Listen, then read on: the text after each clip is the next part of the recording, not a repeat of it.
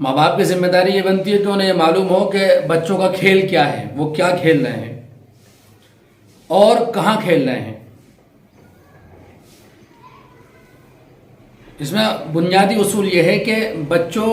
کو اپنے سامنے کھلایا جائے۔ جو بھی کھیل بچے کھیل رہے ہوں وہ اب آپ کے ماں باپ کے سامنے کھیلیں، ماں باپ کی آنکھوں کے سامنے کھیلیں، کونے کھدرے میں اکیلے میں جا کر نہ کھیلیں۔ بہت بنیادی چیز ہے۔ بھائی بہن ہی کیوں نہ ہو، بھائی بہن کا ساتھ کھیلنا کوئی عیب نہیں، کوئی بری بات نہیں ہے۔ سگے بھائی بہن اپنے ایک دوسرے کے ساتھ کھیل سکتے ہیں، لیکن نگرانی کی ضرورت کیوں ہے؟ نگرانی کی ضرورت اس لیے ہے کہ ہو سکتا ہو کہ آپس میں وہ لڑ لیں اور ایک دوسرے کا نقصان کر دیں، تو جس کمرے میں وہ کھیل رہے ہوں اس کمرے کی نگرانی ضروری ہے، دیکھ بھال ضروری ہے، تو میں لڑائی نہ ہو جائے، ایک دوسرے کو مار نہ دیں، ایک دوسرے کو پیٹ نہ دیں۔ اور جب شکایتیں گھر میں ماں باپ کے پاس بچوں کی آتی ہیں کہ بھائی نے بہن کو مار دیا، یا بہن شکایت کرتی ہے کہ بھائی کو مار دیا،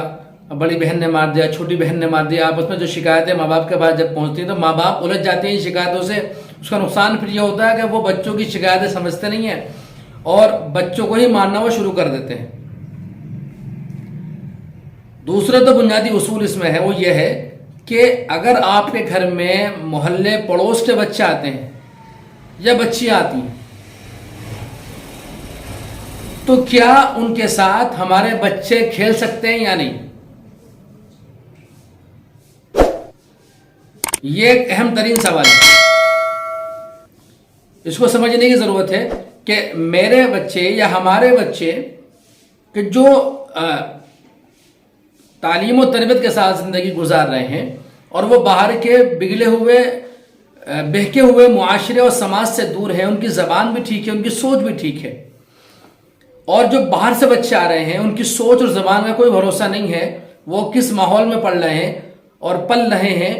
اور وہاں پر وہ کیا کیا حرکتیں کر رہے ہیں آپ کو نہیں معلوم ہے۔ اور جب وہ باہر کا بچہ گھر میں آتا ہے اور گھر میں آ کر وہ کھیلتا ہے تو اس کے برے اثرات آپ کے بچوں میں آ سکتے ہیں۔ آپ دیکھ رہے ہیں کہ چھوٹے چھوٹے بچے جن کی عمر 6 سال 7 سال اور 8 سال ہے، ان کی سوچیں بگڑتی چلی جا رہی ہیں اور بہتی چلی جا رہی ہیں۔ اور تربیت ایک اہم ترین موضوع اور فکر کا سبق ہے، اس میں لاپرواہی جو ہے زندگی بھر کے لیے نقصان دہ ہو جاتی ہے۔ اگر محلے کے بچے آپ کے گھر میں آتے ہیں تو پہلے تو کوشش آپ یہ کریں کہ اگر وہ لڑکے ہیں تو اپنی لڑکیوں کو ان کے ساتھ کھیلنا الاؤ نہ کریں، بالکل بھی، اور صاف انداز میں کہہ دیں کہ ہمارے ہاں لڑکیاں لڑکوں کے ساتھ نہیں کھیلا کرتی، اور اس میں اپنی امیج کی پرواہ نہ کریں کہ میری امیج اس میں ڈسٹرب ہو رہی ہے، گڑبڑ ہو رہی ہے، ہو جائے۔ آپ کو اللہ کے لیے اپنے بچوں کو اچھا انسان بنانا ہے تو پھر آپ کو یہ تمام اسٹیپ اور یہ سخت فیصلے لینے پڑیں گے، لیکن جب یہ آپ ماحول بنا دیں گے تو پھر آپ کا مزاج لوگ سمجھ جائیں گے، پھر وہ اپنے بچوں کو خود ہی ہینڈل کر لیں گے۔ دوسری بات یہ ہے کہ اگر لڑکیاں بھی باہر سے آتی ہیں اور آپ انہیں کھیلنے سے منع نہیں کر سکتے تو آپ ایک اصول اپنائیں کہ ہمارے سامنے کھیلو، جہاں پر بھی ماں باپ بیٹھے ہوئے ہوں ان بچوں کو وہاں سے ہٹنے نہ دیں، آپ قبروں میں جا کر کھیلنے نہ دیں، آپ قبروں میں جا کر کھیلنا، کونے خطروں میں جا کر کھیلنا، بچوں کا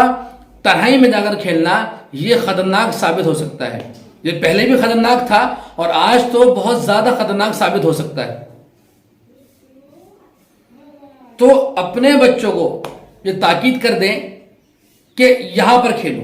جہاں پر آپ بیٹھی ہیں، برآمدے میں، صحن میں یا بڑے کمرے میں، جس کمرے میں بھی آپ موجود ہیں، مائیں ہیں، باپ ہیں،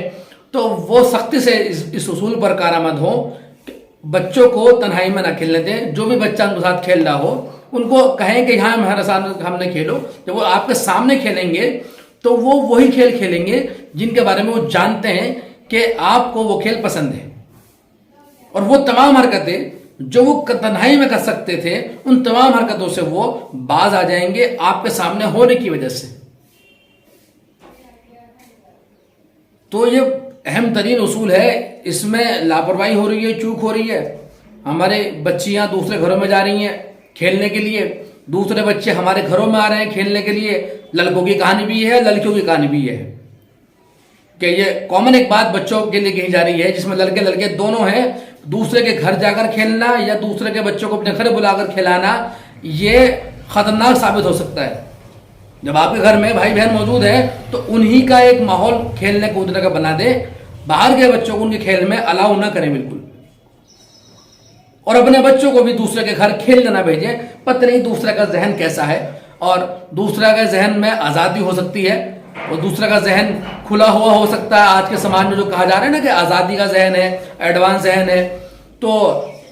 نئے خیالات کے لوگ ہیں. تو نئے خیالات کے جو لوگ ہیں وہ بچوں کو ٹی وی کے سامنے بٹھا دیتے ہیں بند کمروں کے اندر, اور موبائل لے کر بھیج دیتے ہیں بند کمروں کے اندر, لیپ ٹاپ لے کے بھیج دیتے ہیں بند کمروں کے اندر, اور بچہ جو ہے ان چیزوں میں بہت کچھ دیکھ لیتا ہے. آپ کا جو بچہ جو ٹی وی اور موبائل سے بچا ہوا محفوظ ہے اور بری صحبت, برے ماحول اور برے خیالات سے محفوظ ہے, جب وہ دوسرے کے گھر جا کر کھیلنا شروع کرتا ہے اور وہ کھیل میں وہ موبائل بھی دیکھ لیتا ہے, ٹی وی بھی دیکھ لیتا ہے, لیپ ٹاپ بھی دیکھ لیتا ہے, تو پھر اس کے نقصانات اس کے اندر آنے شروع ہو جاتے ہیں. اس لیے بہت اہم ترین اصول ہے کہ بچوں کو تنہائی میں نہ کھیلنے دیں. اگر وہ کھیل رہے ہوں تو کم سے کم وہ آپ کے سامنے کھیلیں. اگر آپ ہی کے بچے, بھائی بہن آپ کے, بیٹا بیٹی گھر میں کہیں کھیل رہے ہیں تو اس کھیل کی نگرانی بھی ضروری ہے کہ آپ کبھی کبھی خاموشی سے جا کر بچوں کو دیکھ لیا کریں کہ بچے کھیل رہے ہیں, پڑھ رہے ہیں, کیا کر رہے ہیں. تو آپ کو کبھی کبھی جا کر چپکے سے ان کی باتیں سن لینی چاہیے, ان کی حرکتیں دیکھ لینی چاہیے کہ اگر ان کی ایکٹیویٹی بگڑ رہی ہو یا ان کی حرکتیں بگڑ رہی ہوں تو اگر وہ آپ کے سامنے آئیں گے تبھی تو آپ اس کی اصلاح کریں گی. جب وہ آپ کے سامنے نہیں آئیں گے تو آپ ان کی اصلاح نہیں کر پانے کی. بچہ یہ جان جاتا ہے کہ میری ماں کو کیا بات ناپسند ہے, تو وہ بچہ آپ کے ٹوکنے کی وجہ سے وہ کام آپ کے سامنے تو کرتا نہیں, لیکن وہ آپ کی غیر موجودگی میں وہ کام کر لیتا ہے, آپ کی پیٹھ پیچھے وہ کام کر لیتا ہے. تو جس کمرے میں وہ بچے کھیل رہے ہوں, جو بھی کھیل رہے ہوں, آپ کو ان کمروں میں جا کر چپکے سے دیکھ لینا چاہیے, ان کی باتیں سن لینی چاہیے. اگر وہ صحیح کھیل رہے ہوں تو آپ خاموشی سے آ جائیں. اگر آپ کو لگے کہ وہ کچھ غلط تو نہیں کھیل رہے ہیں یا کچھ غلط بات تو نہیں کر رہے ہیں, تو پھر آپ کی ذمہ داری بنتی ہے کہ ان بچوں کو بٹھا کر, ان کو سمجھا بجھا کر, تنبیہ کے ساتھ بھی آپ ان باتوں کو بتائیں کہ بھئی یہ بات کرنا ہے, یہ کام کرنا آپ کے لیے غلط ہے, صحیح نہیں ہے.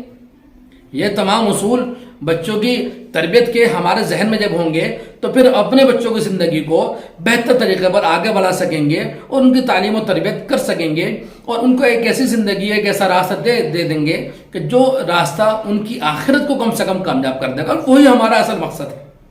دنیا کی زندگی بھی کامیاب ہو جائے گی جب اچھا انسان بنے گا, اور آخرت کی زندگی میں بھی اس کے لیے اجر عظیم اللہ تعالیٰ مقدر کر دے گا ماں باپ کی محنت اور کوشش کی وجہ سے. اللہ سے دعا ہے کہ اللہ تعالیٰ ہم سب کو ان تمام اصولوں پر عمل کرنے کی توفیق عطا فرمائے. وآخر دعوانا ان الحمد للہ رب العالمین.